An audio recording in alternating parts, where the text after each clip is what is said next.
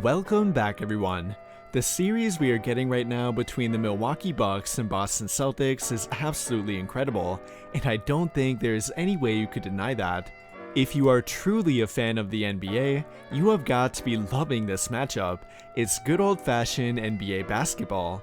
I, for one, have been very surprised at how physical the referees have primarily let both teams play, and it's been fairly consistent through 3 games, too.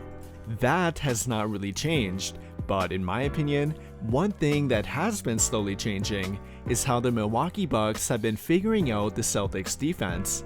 Now, don't get me wrong here if you're a Celtics fan, I am not taking anything away from their defense.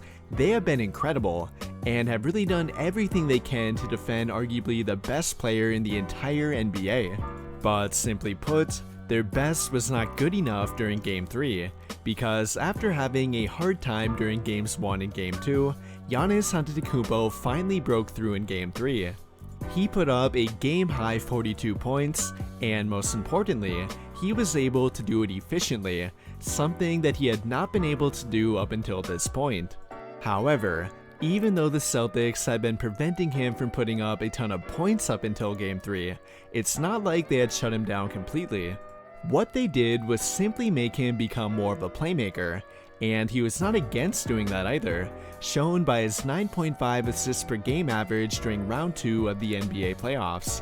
However, while that can be pointed to as him making the correct basketball play, did that really prove he was figuring them out? In my opinion, not really. That is, not until Game 3 anyways, because here's where Giannis, and really the entire Bucks offense began to gain some leverage.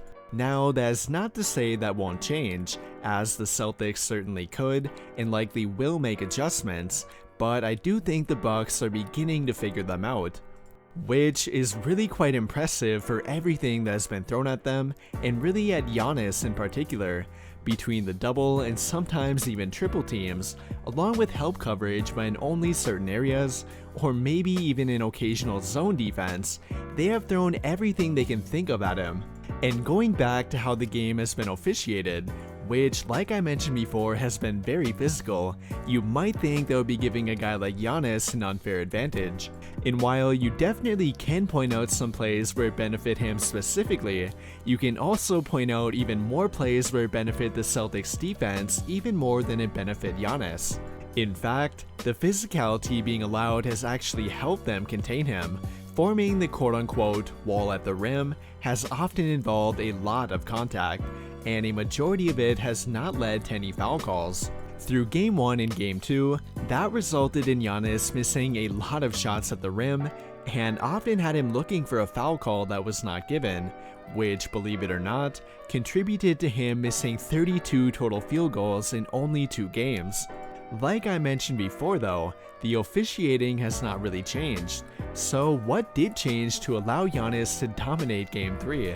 And well, one thing that Milwaukee did was begin pushing the ball more to prevent Boston from setting up their defense, and that was directly reflected in their pace rating.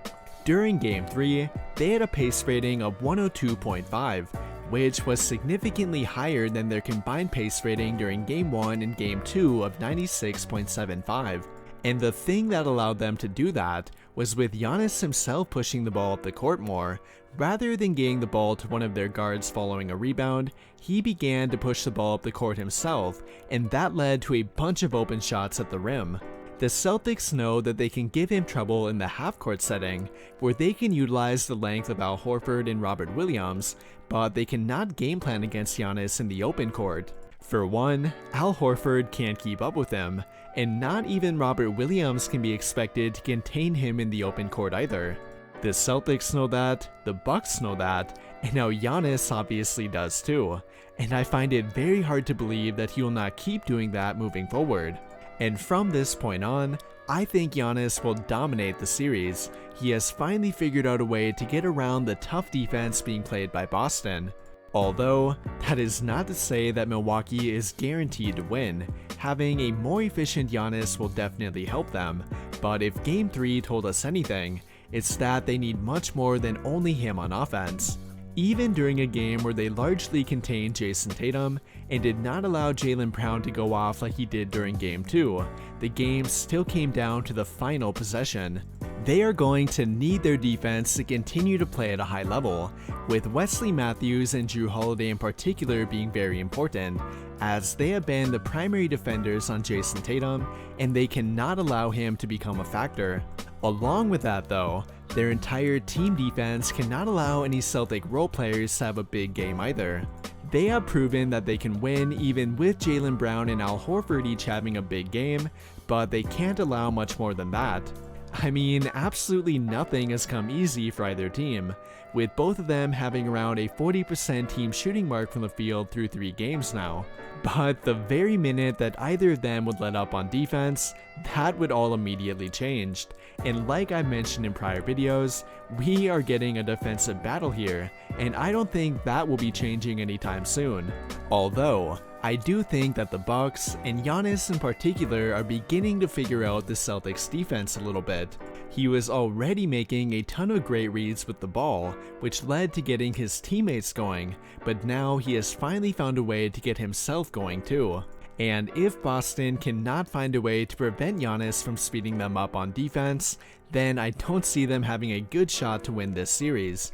But with all of that being said, that will conclude my thoughts on how Giannis and the Bucks are beginning to figure out the Celtics.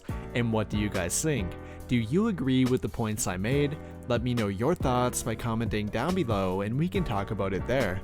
But before you go, I would like to invite you to join the official Discord for the channel. If you like having NBA debates and discussion with others in real time, being updated on NBA news, or even being able to chat with me, then you really should think about joining.